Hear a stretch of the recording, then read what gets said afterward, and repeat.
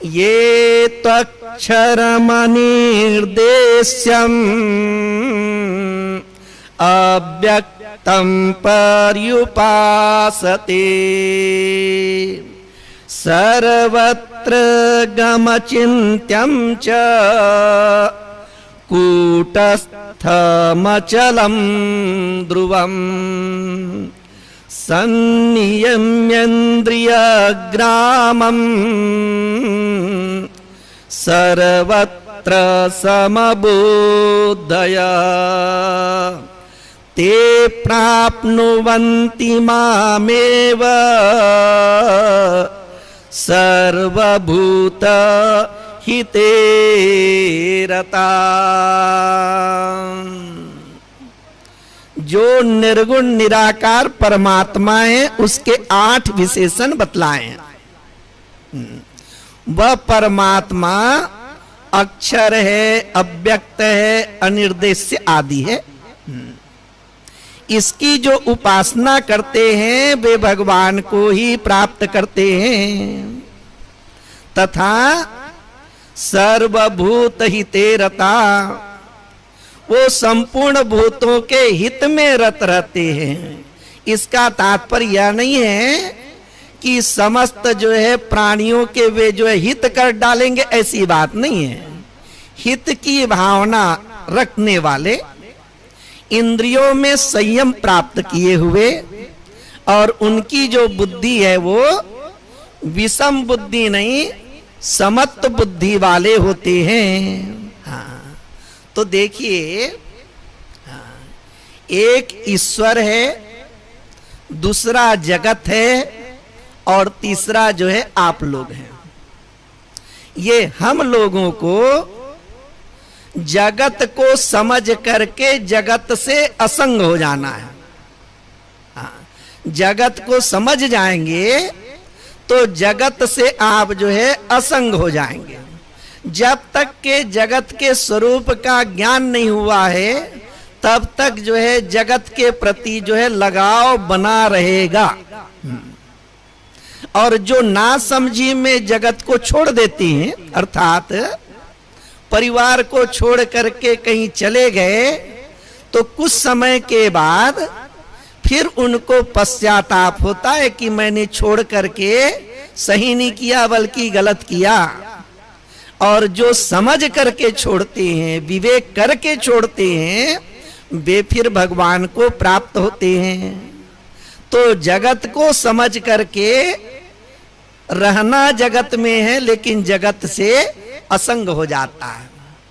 और ब्रह्म को समझ करके वह ब्रह्म हो जाता है। तो एक ईश्वर, दूसरा जगत और तीसरा जो है वो जीव है। तो हम सब लोगों को जो मानव शरीर मिला है इसमें दोनों चीजों को समझना है। और हमारी जो समझदारी है, जो हमारा अनुभव है, उनको जो है आदर करना चाहिए। जैसे धन संपत्ति को हम जो है संग्रह करके रखते हैं, सुरक्षित रखते हैं, उसी प्रकार से अपने अनुभव को श्रद्धा से, आदर से उसको जो है सदैव जो है धारण करके रखना चाहिए। इसका तात्पर्य, जिस मार्ग पर चले वहां पर आपको दुख मिला तो उस मार्ग पर आपको जाना नहीं है। लेकिन व्यक्ति क्या गलती करता है, बार बार जो है उस रास्ते पर जाता है, बार बार ठोकरे खाता है, लेकिन वो जो है उस रास्ते पर जाना छोड़ता नहीं है। हाँ। तो ये जो संसार है इसको क्या कहते हैं, एकमात्र ब्रह्म ही है, परमात्मा ही है। और परमात्मा से भिन्न और कुछ भी नहीं है। लेकिन हमारे जैसे सामान्य व्यक्ति क्या कहते हैं, हमारी दृष्टि में तो परमात्मा जो है दिखाई नहीं देते, हमको तो जगत जगत दिखाई देता है। तो गौड़पादाचार्य जी कहते हैं कि अज्ञान के कारण जो है जगत की प्रतीति हो रही है। जब व्यक्ति जो है स्वप्न देखते रहता है तब तक जो है स्वप्न सत्य प्रतीत होते हैं। जैसे ही उसका स्वप्न टूटता है, जागृत अवस्था में आ जाता है, तो जो कुछ भी देख रहा था उन सब का जो है बाद हो जाता है, मालूम चल जाता है कि सब मैंने जो है देखा उसमें से कुछ भी सत्य नहीं है, सब मिथ्या है। तो इस प्रकार से जगत के संबंध में भी समझना है और ईश्वर के संबंध में भी समझना है। तो इसको कहा जाता है, हाँ, ये जगत कभी भी हुआ नहीं। हाँ, हम लोग क्या कहते हैं कि परमात्मा ने सृष्टि की और वे ही पालन करता है, वे ही संहार करता है। यहाँ ये भी कहा जाता है कि जगत तीनों कालों में नहीं है। तो जिस विषय पर हम जो विचार करने जा रहे हैं उसके पूर्व में ये बात बुद्धि में धारण कर लें। दुखम सर्वमनुस्मृत्य काम भोगान् निवर्तयेत् अजं सर्वमनुस्मृत्य जातं नैव तु पश्यति। कहते हैं कि निरंतर आप जो है यह चिंतन करें कि सारा जगत जो अज्ञान से प्रतीत हो रहा है वह दुख रूप है। जब गौतम बुद्ध को ऐसा लगा कि सर्वम दुखम दुखम, तो राजमहल छोड़ करके गए। कब गए? जब सब लोग सो रहे थे तब गए। पत्नी भी थी, एक पुत्र भी था, हाँ, लेकिन वो गए कैसे? जब सब लोग सोए हुए ना तो चुपके से गए। और आद्य शंकराचार्य जी सन्यास कैसे लिए? वे प्रतीक्षा करते रहे कि माँ जो है आज्ञा दे, उसके बाद में घर का त्याग करूं। अलग अलग महापुरुष हैं, अलग अलग महापुरुषों के जो है जीवन में अलग अलग प्रकार की कथाएं हैं। तो जब उनको ऐसा अनुभव हो गया ना कि संसार कैसा है, दुखमय है, तो उस राजमहल में फिर वो रह नहीं सके। उसी प्रकार से जब यह जो दृश्यमान जगत है, इसमें किसी भी वस्तु में, किसी भी व्यक्ति में सुख नहीं है ऐसा निश्चय हो जाए, तो यहां से जिन जिन इच्छित विषय हैं उनके प्रति फिर जो है हमारा मन जो है लगेगा नहीं। वहां से अपने मन को हटा लेना चाहिए बोलते हैं। जिसको हम जान गए कि इसमें दुख है तो वहां से वैराग्य हो जाता है।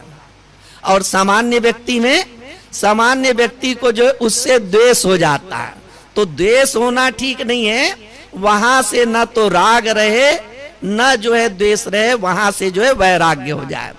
हाँ, जैसे किसी व्यक्ति को जो है मिठाई बहुत पसंद है, अब जो है खूब मिठाई खाता है, डॉक्टर के पास गए, डॉक्टर के पास जा करके उन्होंने जो है ब्लड का टेस्ट करवाया। डॉक्टर ने कहा कि अब तुमको जो है शुगर हो गया है, अब सुखी से रहना चाहते हो तो मिठाई, मीठा चीज आदि खाना छोड़ दो। तो जो चीज उसको बहुत पसंद है, अब वो चीज क्या है, उसके लिए जो है हानिकारक हो गए, अब वो उसको वो छोड़ देता है। उसी प्रकार से जब जो है जगत के संबंध में ऐसा निश्चय हो जाए कि इनसे मुझे किसी भी प्रकार से सुख मिलने वाला नहीं है, तो वहां से वैराग्य हो जाता है। अच्छा, दूसरी बात कहते हैं, अजं सर्वमनुस्मृत्य, और वो ब्रह्म कैसा है, किसी काल में उत्पन्न हुआ ऐसा नहीं, वो अजन्मा है। हाँ, ब्रह्म कैसा है? अजन्मा है। और हम लोग भी अजो नित्य शाश्वतोयम पुराणो, जीव भी किसी काल में उत्पन्न हुआ ऐसा नहीं है। शरीर का जन्म है, शरीर की मृत्यु है। तो जब इस प्रकार का स्मरण करते हैं कि एकमात्र अजन्मा ब्रह्म है, तो यह जो दृश्य प्रपंच दिखाई दे रहा है इसका जो है बाद हो जाता है, केवल जो है ब्रह्म की सत्ता रह जाती है। तो जिन लोगों को हाँ ज्ञान के मार्ग पर चलना है, उनके लिए दो प्रकार की दृष्टि बतला रहे हैं। जगत के संबंध में जगत दुखमय है, और ब्रह्म के संबंध में कि यहां कुछ भी उत्पन्न नहीं हुआ, एकमात्र ब्रह्म की सत्ता है, ब्रह्म अजन्मा है। और इस प्रकार जो है, जो व्यक्ति ब्रह्म का चिंतन करता है तो ब्रह्मविद ब्रह्मै भवति। वो जीव कोई जो है अन्य कोई नहीं, बल्कि जो है उसका क्या हो गया था, ब्रह्म भाव से जो है वह अपने आप को, ब्रह्म भाव को जो है जान नहीं पाता था। जीवत्व तो आ गए थे, ब्रह्म का चिंतन करते करते जीवत्व भाव क्या हो गया, बाधित हो गया। तो ये ज्ञान का मार्ग है, और ज्ञान का मार्ग का तात्पर्य यहाँ पर तो वो ये नहीं है कि ज्ञान और भक्ति अलग अलग नहीं है, बल्कि ये उपासना ही है। ज्ञान अलग चीज है, उपासना अलग है। सगुण साकार की उपासना बतलाए, अब बतला रहे हैं निर्गुण निराकार परमात्मा की उपासना। तो दोनों में अंतर क्या है? भक्ति का जो मार्ग है उसमें श्रद्धा विशेष है। कबीरा मरण चाहत है हरि के द्वार, निकसत देख पड़ेंगे कौन पड़ा है मेरे द्वार। ये क्या है? ये भक्ति का मार्ग है कि आप जो है अपने आप को भगवान के चरणों में समर्पित करके रखे रहिए, परमात्मा की दृष्टि पड़ेगी और आपके जीवन की सारी समस्याएं जो हल हो जाएगी। एक क्या हो गया? श्रद्धा का जो है मार्ग हो गया। ये श्रद्धा के मार्ग वाले को कैसे? मेरे जीवन में जो कुछ भी हो रहा है सब परमात्मा की कृपा से हो रहा है, और जिसको मैं प्रतिकूल मानता हूं, विपत्ति मानता हूं, दुख मानता हूं, वह उसमें भी मेरा जो है कल्याण है।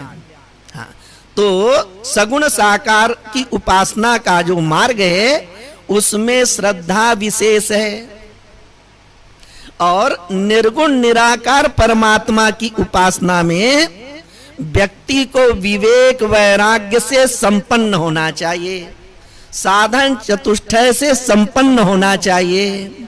निरंतर उसके मन में ये जगत के प्रति जो इस प्रकार की भावना बनी रहे कि जगत कैसा है, अनित्य है, अनित्य है। इस प्रकार से जो सगुण साकार की उपासना करते हैं उनको कृष्ण का, राम का दर्शन भी प्राप्त होता है, और जो है अभेद ज्ञान भी प्राप्त हो जाता है।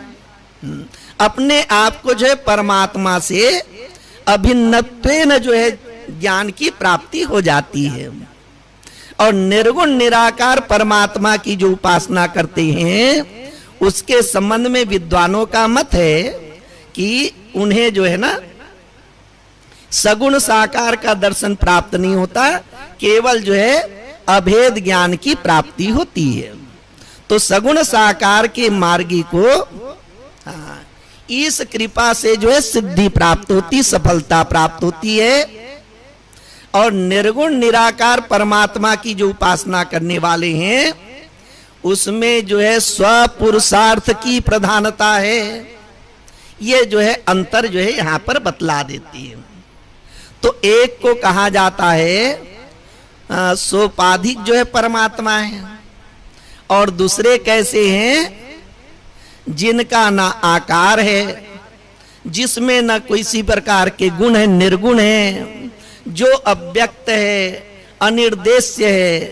तो वह परमात्मा धामना सेन सदा निरस्त कुहकम, वो परमात्मा सदा ही माया से जो है वह परे है, वो माया से कैसे अतीत है। इस प्रकार से दो विभाग कर दिए गए। तो अद्वैत में युक्त, युक्ततर या युक्ततम वाली बात नहीं आती है। जहां द्वैत है, जहां उपासक भी है और उपास्य भी है, और जहां जो है केवल ब्रह्म की ही सत्ता है, वहां इस प्रकार से जो है ना युक्त वाली बात नहीं आती है। तो ये जो है ना सर्वप्रथम जो है यहाँ पर इसका जो है विशेषण बतलाते हैं कि वो परमात्मा अक्षर है। अक्षर का तात्पर्य हो गया जिसका क्षर न हो। हाँ, लोक में क्या कहते हैं उसी को कहेंगे कि वो कैसा है, नाश रहित है। अक्षर का तात्पर्य जिसका विनाश न हो। अविनाशी तु तद विद्धि ये न सर्वमिदं ततम। इस शरीर से परे, इस शरीर में ही जो है एक अविनाशी तत्व आत्मा है। वो कैसा है, शरीर के मरने के बाद भी जो है उसका विनाश नहीं होता। अब विद्वान लोग बड़े गंभीर चिंतन करते हैं। यहां हम लोग विनाश किसको बोलते हैं, नस अदर्शने से जो है का इसका तात्पर्य बतलाया जाता है कि जिसका अदर्शन हो जाए उसको क्या कहते हैं, नस अदर्शने को जो है विनाश कहती हैं। जिसका अदर्शन हो गया, दर्शन का तात्पर्य लकड़ी को जला दिए, लकड़ी नष्ट हो गई बोलेंगे। हाँ, उसी प्रकार से पानी जो है भाप बन के उड़ गया, पानी जो है नष्ट हो गया बोलेंगे। तो क्या कहते, पानी नष्ट वगैरह नहीं होता है, भाप बन गया, फिर जो है ठंडा होगा, फिर से जो है वो जल के रूप में प्राप्त हो जाएगा। तो ऐसे जो है विद्वान लोग क्या कहते हैं, नस अदर्शने को ही जो है वह विनाश कहते हैं। ये सारा जगत कैसा है, पंचभौतिक है। और पंचभौतिक है तो पंचभूतों से बना हुआ है, पंचभूतों में लीन हो जाता है। हमको दिखाई नहीं देता था, हम क्या कहते, ये नष्ट हो गया करके। अब इसी प्रकार की बातें, भले आप एक व्यक्ति बोलते हैं ये निर्गुण ब्रह्म की उपासना कहते हो, इनके शब्द ही बड़े कठिन है, तो फिर उपासना भी कठिन हो जाएगा बोलती है। हाँ, उपासना भी कैसे कठिन हो जाएगा। अब उपासना वगैरह कठिन जैसे भी हो, लेकिन समझने में कोई कठिन नहीं है। हाँ, आप लोगों को दृष्टांत के द्वारा बतला देती है। राजा परीक्षित को शमीक ऋषि के पुत्र सिंगी ने जो है श्राप दे दिया। 7वें दिन जो है तक्षक सर्प के डसने से जो है राजा की मृत्यु हो जाएगी। तब फिर जो है तक्षक ने क्या किए, वे ब्राह्मण वेश धारण करके जो है हस्तिनापुर की ओर आ रहे हैं। हस्तिनापुर की ओर मतलब अब वो तो जो है राजा परीक्षित हैं, वे तो राजपाट को छोड़ करके जो है गंगा तट में चले गए, उधर से आ रहे थे। ब्राह्मण का वेश धारण किए हुए। उन्होंने देखा कि एक ब्राह्मण बड़ी तत्परता के साथ में चले जा रहा है। हाँ, ब्राह्मण वेशधारी तक्षक ने पूछा कि हे ब्राह्मण, इतने जो है तत्परता के साथ में कहां जा रहे हो? उस ब्राह्मण ने कहा कि मेरा नाम कश्यप है, मैं जो है विष चिकित्सक हूं। हाँ, मैं किसी भी प्रकार का जो विष हो उस विष का प्रभाव जो है दूर कर देता हूं। हाँ, तो तक्षक ने पूछा कि आप जा कहां रहे हैं? देखो 7वें दिन तक्षक सर्प जो है राजा को डसेगा, और मेरे पास में ऐसे मंत्र विद्या है जिस मंत्र विद्या के द्वारा राजा को मैं जो है पुनर्जीवित कर दूंगा। ब्राह्मण वेशधारी तक्षक ने कहा कि ये जो तक्षक सर्प है ना, ये पृथ्वी में रेंगने वाला कोई सामान्य सर्प नहीं है। उसके विष को तुम जो है दूर कर नहीं पाओगे। अपनी विद्या पर इतना अभिमान मत करो। तो कश्यप ने कहा, इस प्रकार विवाद करने से कोई लाभ नहीं है। मैं तो जो है राजा के पास जा रहा हूं, वहां मेरे साथ चलो, मेरा जो है मंत्र विद्या कितना जो है वह ठीक है, उसको देख लेना। तक्षक सर्प जो है ब्राह्मण के वेश में थे। उन्होंने कहा कि वहां तक जाने की जरूरत क्या है, यहीं पर परीक्षा कर लेते हैं। वो तक्षक कोई और नहीं बल्कि मैं ही हूं बोले। तब फिर तक्षक ने क्या किया, जो वट वृक्ष था ना, उसको उन्होंने जो है अपना उसमें प्रभाव डाला, डसा। देखते देखते जो है वह वट का वृक्ष आग के रूप में जलने, एकदम जलने लगा, धधकने लगा, और देखते देखते पूरा जल करके भस्म हो गया। तक्षक ने बड़े गर्व से कहा कि देखो ब्राह्मण, मेरा विष का प्रभाव कितना है। इतना विशाल वृक्ष जल करके भस्म हो गया। अब आपको अपने मंत्र विद्या पर इतना जो है विश्वास है, तो अपना जो है मंत्र का प्रयोग करके इसको फिर से वैसे ही हरा भरा करके दिखाओ। तो कश्यप ने उस वट वृक्ष के जो है भस्म को एक हाथ में लिए, कमंडल से जल लिया और उसमें मंत्र अभिमंत्रित किए, और उसके बाद जो है उसके सामने ही जो है वह वृक्ष जैसे पहले हरा भरा था वैसे ही फिर से हरा भरा हो गया। तक्षक देख करके बड़ा आश्चर्यचकित हुआ कि ऐसी जो है विद्या इनके पास में है कि इन्होंने जो है उस वृक्ष को पहले के समान नहीं बल्कि पहले से भी जो है अच्छा इन्होंने जो हरा भरा कर दिया। तक्षक ने पूछा कि इतना पुरुषार्थ आप जो है करना क्यों चाहते हैं? कश्यप ने कहा कि मैं गरीब हूं, मुझे धन की आवश्यकता है, तो इस कारण से मैं सोच रहा हूं कि जैसे ही जो है आप उसको डसेंगे मैं उसको पुनर्जीवित कर दूंगा, राजा प्रसन्न होकर के मुझको प्रचुर मात्रा में धन देंगे। तक्षक जो है उसको समझाते हैं और कश्यप विचार करते हैं कि राजा की आयु समाप्त हो गई है और ऋषि कुमार का शाप मिला है, इस कारण से इस प्रकार से प्रयत्न करना ठीक नहीं है। वो धन लेकर के वापिस आ जाते हैं। इतने कहने का तात्पर्य ये है कि इस संसार में कैसा है, कुछ भी यहाँ पूर्ण रूपेण जो है वो नष्ट होता नहीं है, बस उत्पन्न हुआ है, उत्पन्न हुआ अव्यक्त से उत्पन्न हुआ और फिर जो है अव्यक्त में चले जाता है और फिर से जो है वो व्यक्त हो जाता है। इस प्रकार से जगत अभी वर्तमान में है हमारी दृष्टि में, फिर ये जो है इसका लय हो जाएगा और लय होने के बाद में फिर से जो है ये उत्पन्न हो जाएगा। तो इस प्रकार जगत के संबंध में बातें आ गई।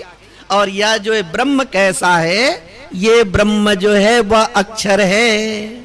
अक्षर का तात्पर्य जैसे जगत का अदर्शन हो जाता है वैसे उस आत्मा का अदर्शन नहीं होता। हम सो जाते हैं, सोने के बाद में जागते हैं, फिर कहते कि हम सुखपूर्वक सोए हुए थे।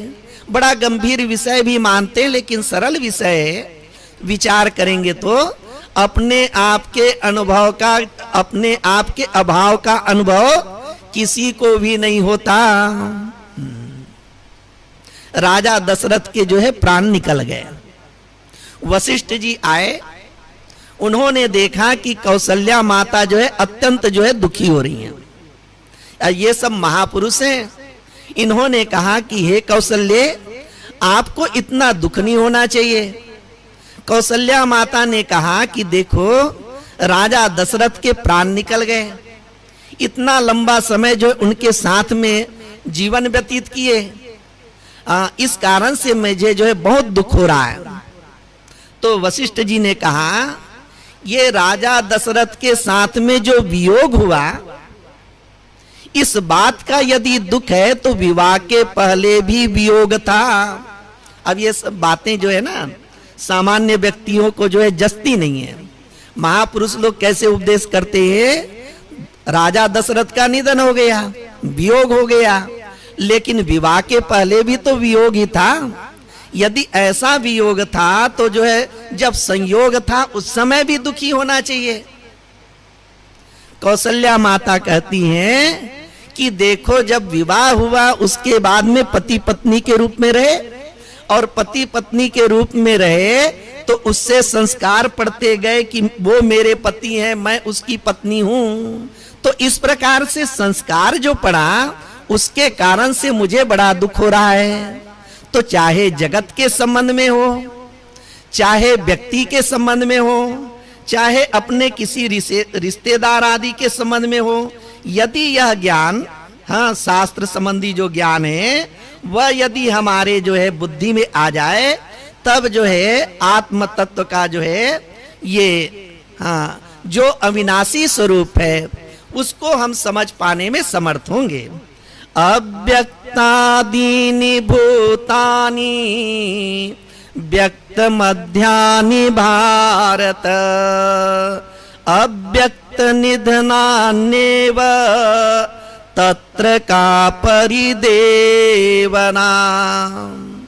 सारा जो है चर अचर जो जगत है वो अव्यक्त से जो है व्यक्त हुआ और उसके बाद में फिर जो है ये अव्यक्त में चले जाने वाला है। इस कारण से इसके प्रति जो धीर पुरुष है, बुद्धिमान पुरुष है, वे इसमें किसी भी प्रकार से शोक नहीं करते। गोविंद जय जय गोपाल जय जय। गोविंद जय जय गोपाल जय जय।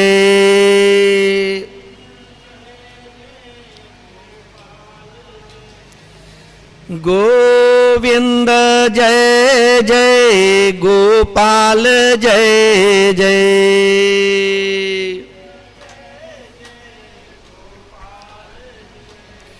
राधा रमण हरि गोविंद जय जय।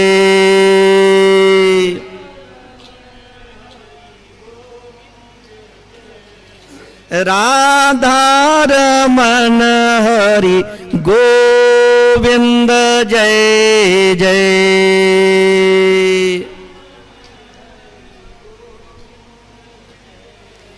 राधा रमण हरि गोविंद जय जय।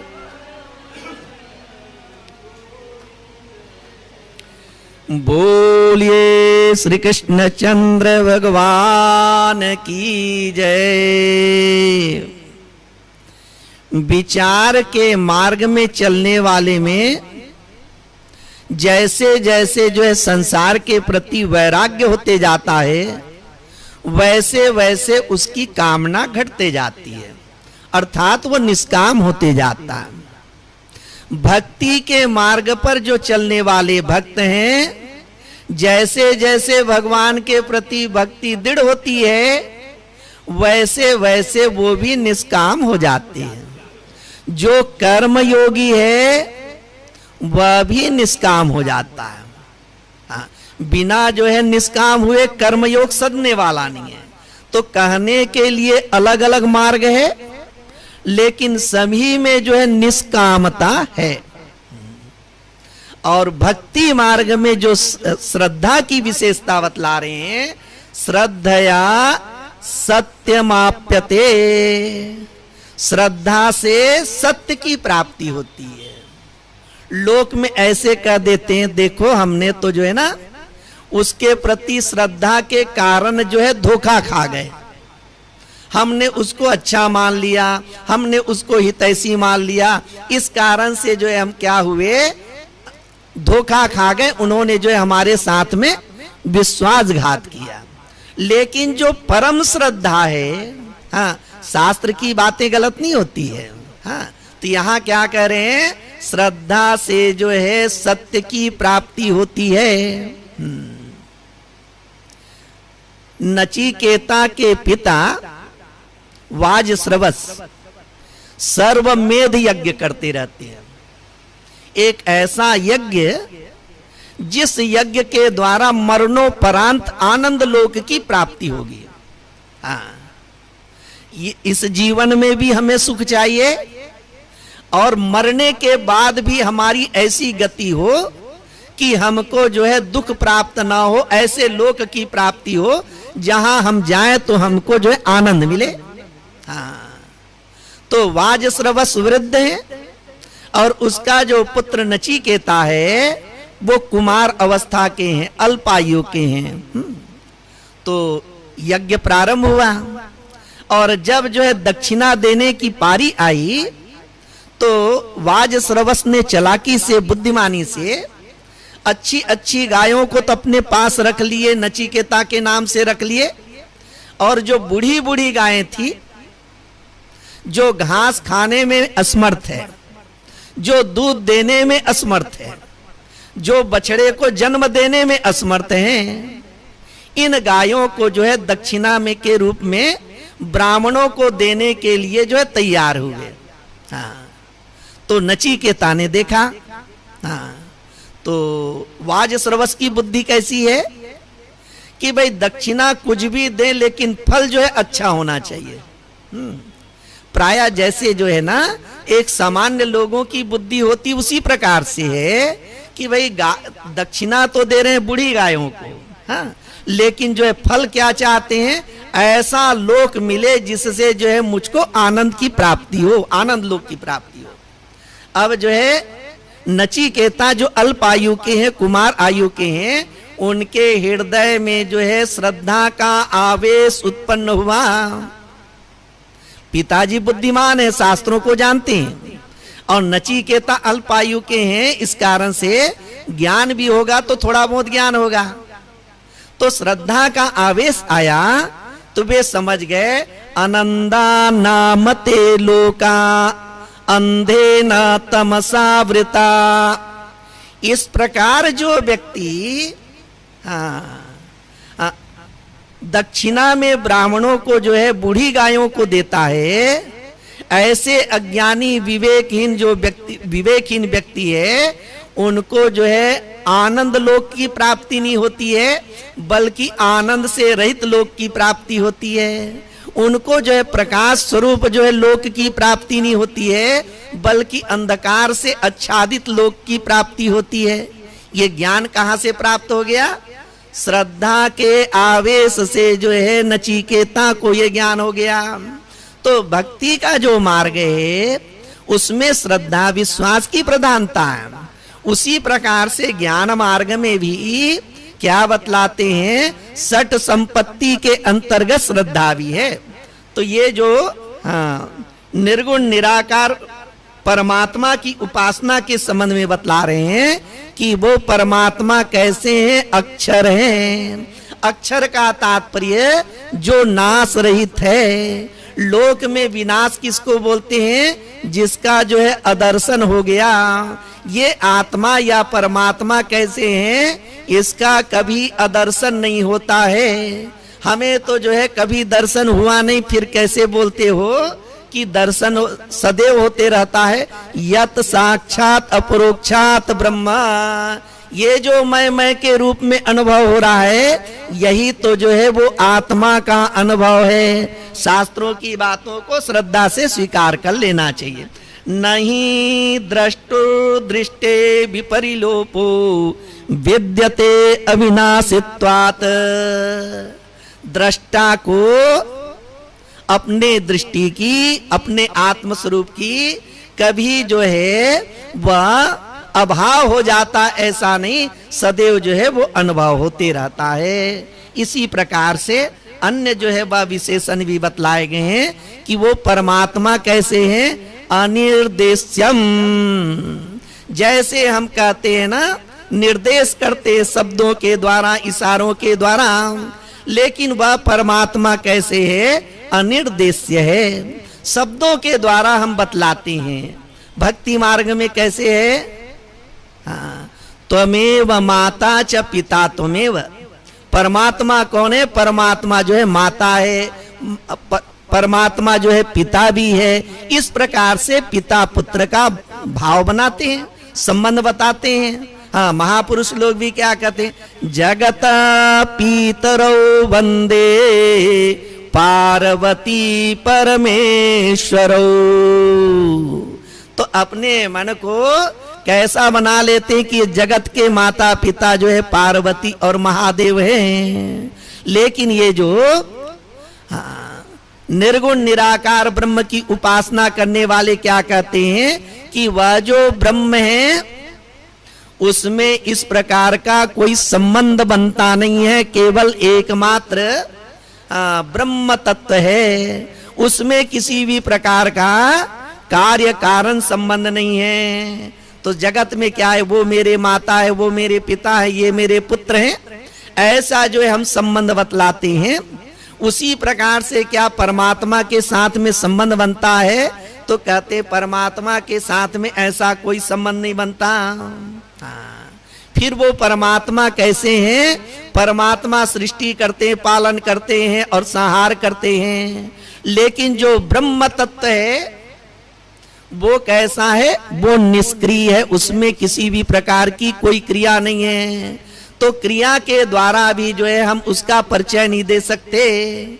जैसे किसी व्यक्ति के संबंध में परिचय देने को होता है तो हम कहते हैं कि वो शिक्षक है या वो फिर डॉक्टर है, उसके कर्म के अनुसार से उसका परिचय देते हैं। परमात्मा कैसे है? परमात्मा निष्क्रिय है, तो क्रिया के द्वारा भी उसको बताया नहीं जा सकता। फिर कहते हैं कि ये मनुष्य है, ये देवता है, ये पशु है, वैसे ब्रह्म की कोई जाति नहीं है। ये तीन प्रकार की बातें हो गई। फिर क्या है? गुण के द्वारा बतलाते हैं कि वो व्यक्ति सज्जन है, वो व्यक्ति गोरा है, वो व्यक्ति बड़ा है। इस प्रकार से जो है गुण के द्वारा परिचय दिया जाता है। लेकिन परमात्मा कैसे हैं? वो निष्क्रिय के साथ साथ जो है वो निर्गुण भी है।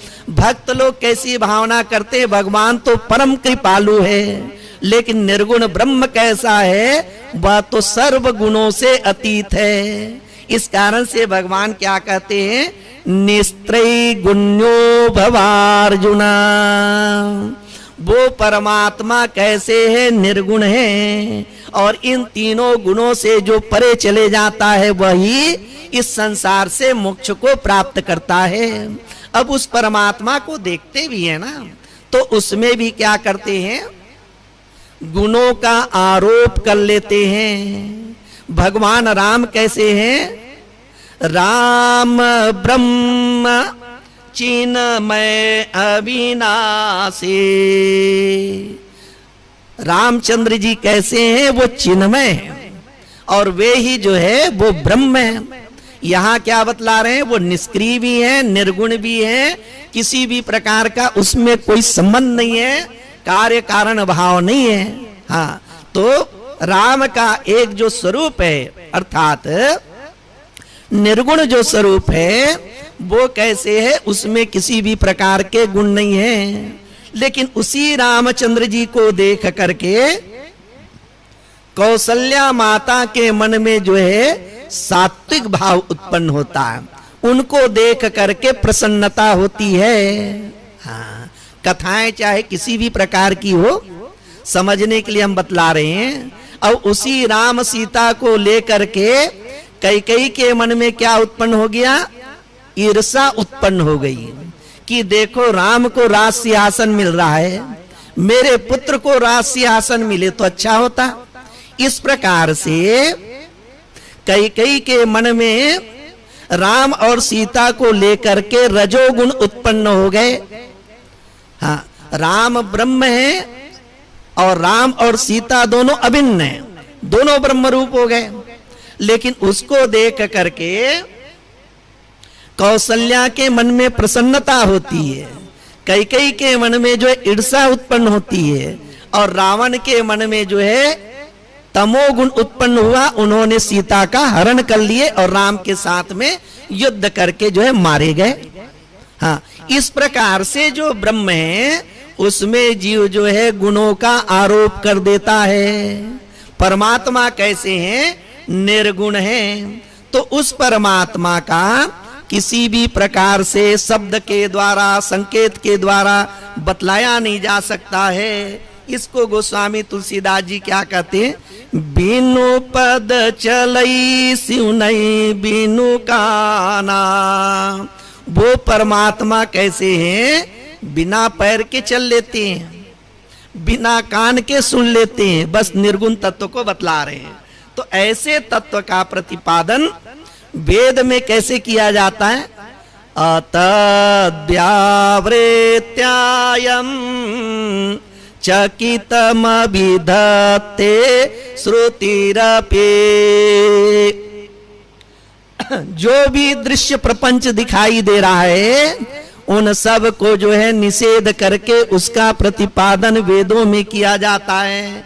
यहाँ तक की बातें हो गई कि वह ब्रह्म कैसा है?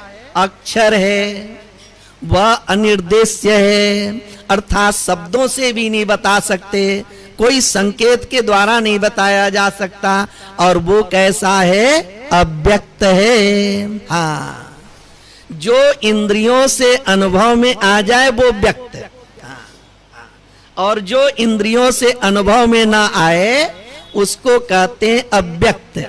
हाँ, ये जगत कैसा हो गया? यह व्यक्त हो गया।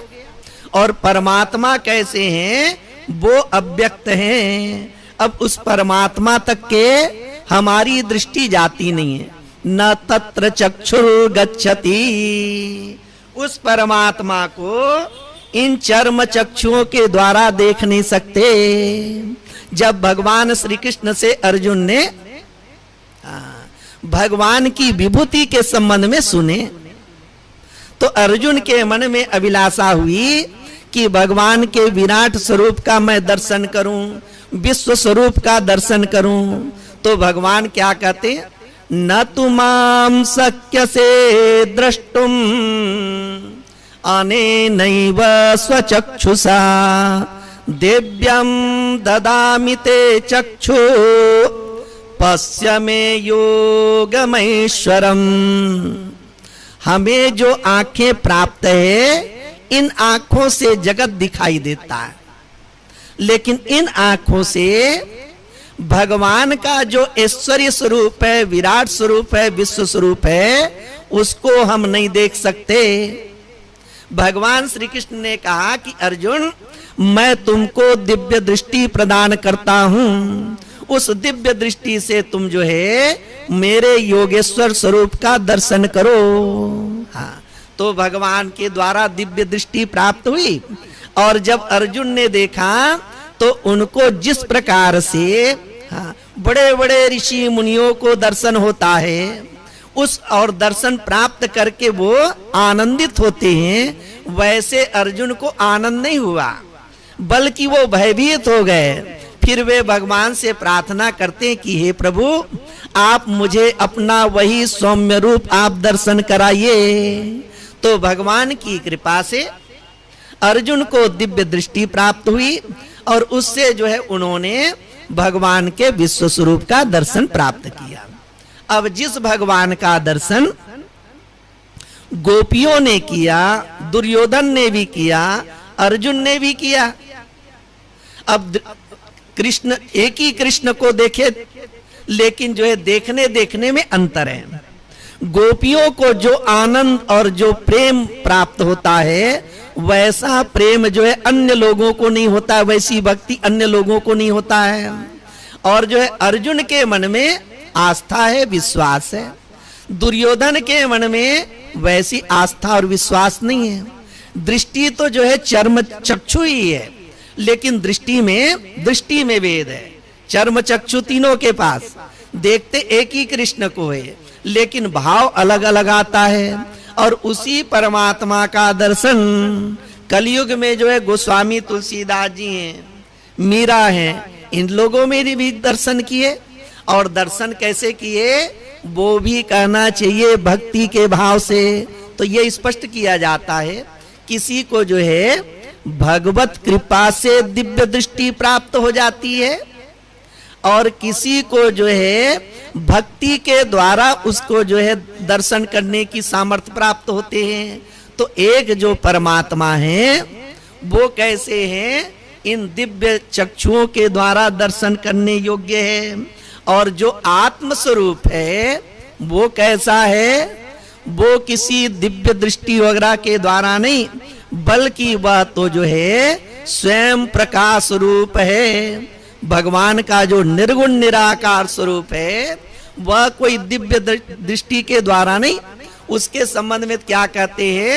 ज्ञान चक्षु के द्वारा जो है वो दर्शन किए जाते हैं उसके। तो ये जितने भी जो है विग्रह मंदिरों में स्थापित किए गए हैं, इसमें क्या करते हैं हम लोग? भावना करते हैं। जिस प्रकार से ये कागज है, उसी प्रकार से नोट भी कागज है, लेकिन जो नोट है वो संविधान के द्वारा मान्यता प्राप्त है। ये 10 रुपए है, ये 20 रुपए है, ये 100 रुपए है। उसी प्रकार से है तो पत्थर, लकड़ी और चित्र आदि, लेकिन जब जो है शास्त्रीय विधि के द्वारा जब मूर्ति की स्थापना की जाती है, प्राण प्रतिष्ठा की जाती है, तो वो क्या हो गया, शास्त्रीय विधि हो गए। अब उसमें भावना करते हैं। लेकिन भक्त कैसे हैं, भक्त तो उसमें जो है साक्षात भगवान का दर्शन करते हैं, सामान्य व्यक्ति उसमें भावना करते हैं।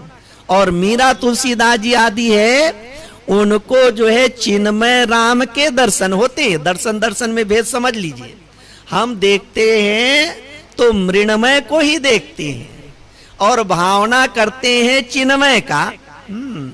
कहीं बोलते हैं ना कि एक व्यक्ति जो है पीपल के वृक्ष के पास जा करके जो है प्रार्थना कर रहे थे, तो एक नास्तिक जैसे व्यक्ति ने कहा कि देखो ये व्यक्ति कैसे जो है जड़ का या पीपल का जो है वह पूजन कर रहा है।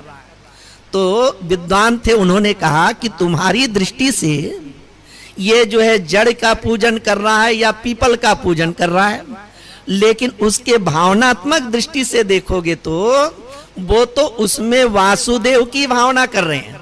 उसमें किसकी भावना कर रहे हैं, वासुदेव की भावना कर रहे हैं। तो सगुण साकार जो उपासना है उसमें भावना की प्रधानता है। और चाहे आप किसी में भावना कर लें, हाँ किसी में भी भावना करें, भगवत भावना करेंगे तो वो आपके लिए मंगलकारी होगा। और किस में भावना करनी चाहिए, जो शास्त्रोक्त विधि बताए गए ना उसमें जो है उस विधि से भावना करनी चाहिए। और जो निर्गुण निराकार जो परमात्मा है वो कैसे हैं, वो तो स्वयं प्रकाश है, वहां पर भावना वाली बात नहीं है। मंदिर मंदिर मूरत तेरी, फिर भी ना दिखे सूरत तेरी। सामान्य व्यक्ति को कैसा है कि उनको जो है मूरत दिखाई देते हैं, बल्कि जो चिन्मय स्वरूप है उसका जो है दर्शन नहीं होता। लेकिन मीरा, तुलसी आदि ऐसे हैं, उनको जो है मृण्मय जो है मूर्ति के जो है दर्शन नहीं होते, उनमें जो है चिन्मय स्वरूप जो है भगवान के दर्शन प्राप्त होते हैं। यहाँ क्या करे कि वो परमात्मा कैसे हैं, वो अव्यक्त है, अर्थात इन चर्म चक्षुओं से उनका अनुभव नहीं होता है। इसको कहा जाता है माइक दृष्टि। माइक दृष्टि से माइक चीजों का दर्शन प्राप्त होता है, दिव्य दृष्टि से दिव्यता का अनुभव होता है, और ज्ञान चक्षु से भगवान के ज्ञान स्वरूप का दर्शन प्राप्त होता है।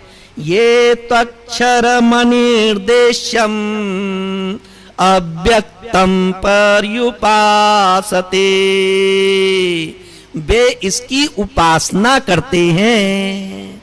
कैसे उपासना करते हैं, तो आद्य शंकराचार्य जी कहते हैं कि जो भगवान का स्वरूप है, हाँ उसका जो है भावना करने का तात्पर्य हुआ जो विजाति प्रत्यय है उसका तिरस्कार पूर्वक सजाति प्रत्यय की भावना करके भगवान का सामीप्य प्राप्त करके निरंतर जो है उसका ध्यान करते रहते हैं। जिस प्रकार से तेल को एक पात्र से दूसरे पात्र में डालते हैं, उसी प्रकार से जब चित्त वृत्ति निरंतर जो है परमात्मा की ओर जो है बहने लगती है, तो उसी को उपासना